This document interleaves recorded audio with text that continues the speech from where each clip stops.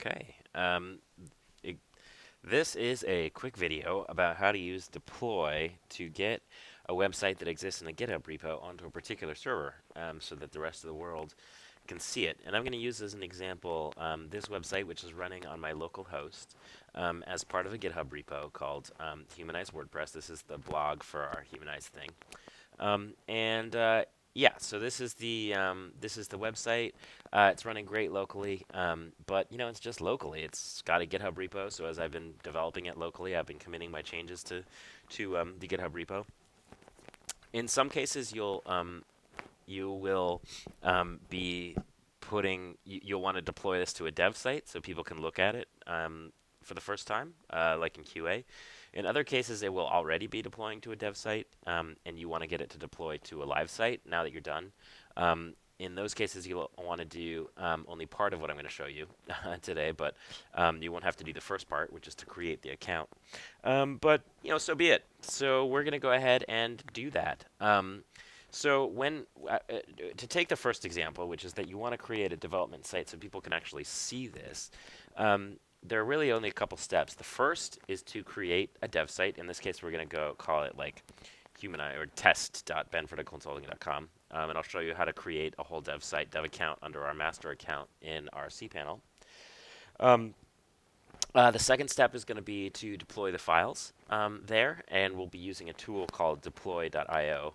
Now called deploybot.com, but used to be called deploy.io, to automatically deploy the files from the repo to the new destination. And third is we'll install, now that the files are there, we'll set up the database. And that'll involve installing WordPress from the default files and also using WP Migrate Pro to migrate the database over there. Hopefully all that makes sense. I am going to go ahead and do the first step, which is to create the development site using our account system. Okay, so what I have to do is first create a dev site account so that we have a server somewhere to deploy it to. And to do that, I log into our main account using cPanel, and I go down here to something called Web Host Manager. This is a tool that we use on our server to create sub-accounts of our account.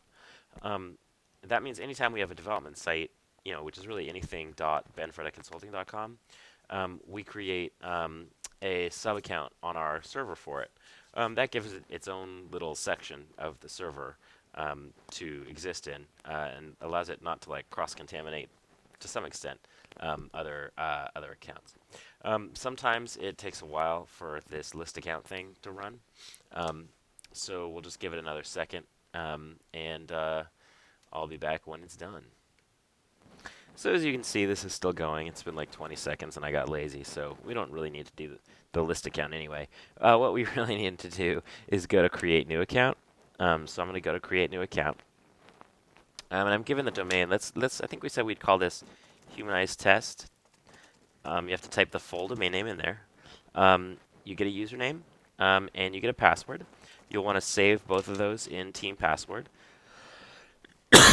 As you know, probably, there is a naming convention we always use, which is the name of the account. I'm going to call this here.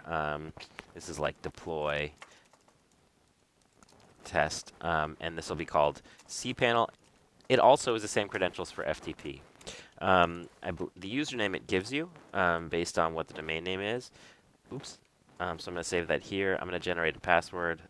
16 is fine, and I'm going to call it for the client the test there.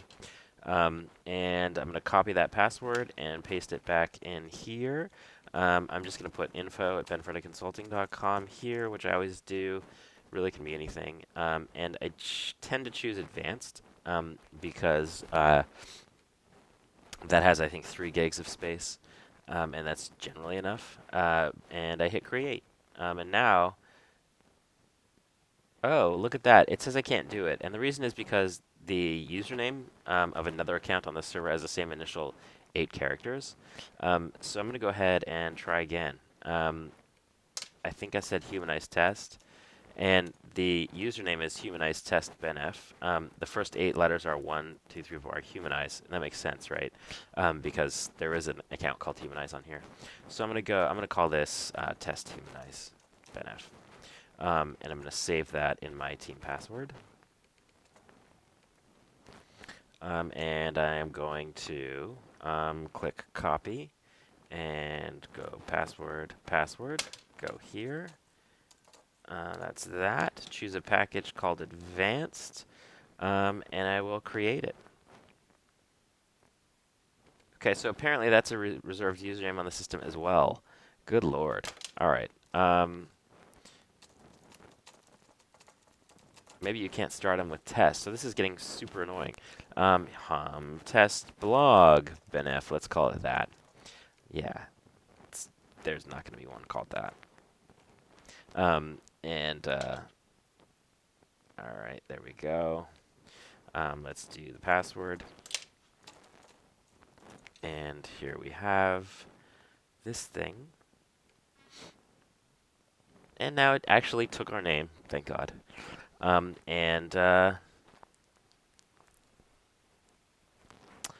There we go. It's creating the user. It's going to create the account. Eventually, we'll be done. And we'll have our new account. I'm just going to pause this while this happens so you don't have to sit here waiting for this little bar. And it finally finished, and it said account creation status okay, and it did all this stuff. What that means is that now I have a website called testhumanized.benfredaconsulting.com. Guess what? Nothing is on it, but you can see it is a real website. You don't get one of those name not found things. If you want to go to the cPanel of Test Humanize, you can do that. You just need to find the cPanel FTP name we gave, and guess what? You could either use this as FTP or you could use it as whatever. This is like a different looking cPanel. Looks like they upgraded the look and feel. Amazing. Anyway, so let's use 8x3. There we go. This is the traditional. That's what I'm used to. Thank you. Anyway, so this is the cPanel for Test Humanize. So you can create whatever you want, and you'll get a cPanel. And from here, you can upload, download files. You can set up your database. You can do whatever you normally do. I'm going to stop this video here. This is really the end of step 1, which is how to create a dev site. And I'll come back with step 2, which is how to deploy files to this particular site. All right, bye.